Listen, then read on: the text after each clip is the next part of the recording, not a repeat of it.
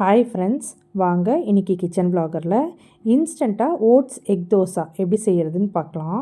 இது weight loss பண்ணுறவங்களுக்கு சூப்பரான பிரேக்ஃபாஸ்ட் அண்ட் டின்னர் ரெசிபி. இது ரொம்ப குயிக்காக பண்ணிடலாம். இப்போ இதுக்கு என்னெல்லாம் தேவைன்னு பார்க்கலாம். பொடியாக கட் பண்ணி வச்சுருக்க வெங்காயம், பச்சை மிளகாய், இஞ்சி, கேபேஜ், கேப்சிகம், கூடவே 2 முட்டை, ஒரே ஒரு கப் அளவுக்கு மல்டிக்ரெயின் ஓட்ஸ் எடுத்திருக்கேன். நான் வெங்காயம், பச்சை மிளகாய், இஞ்சியை சாப்பரில் போட்டு எடுத்து வச்சுருக்கேன். 2 பச்சை மிளகாய் சேர்த்துருக்கேன். கட் பண்ணி வச்சுருக்க வெஜிடபிள்ஸ் எல்லாத்தையுமே ஒரு பவுலில் சேர்த்துட்டு கூடவே 2 முட்டையை உடச்சி ஊற்றிக்கிறேன்.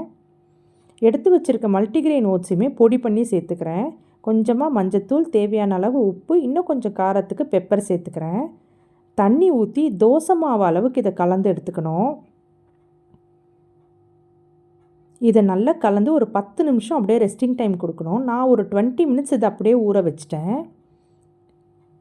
சூடான தோசைக்கல்லில் குட்டி குட்டியாக பேன்கேக்ஸ் மாதிரி போட்டு கொஞ்சமாக எண்ணெய் விட்டு 2 சைடும் வேக வச்சு எடுத்திங்கன்னா நம்மளோட இன்ஸ்டன்ட் ஓட்ஸ் எக் தோசை சூப்பராக ரெடி ஆகிடும்.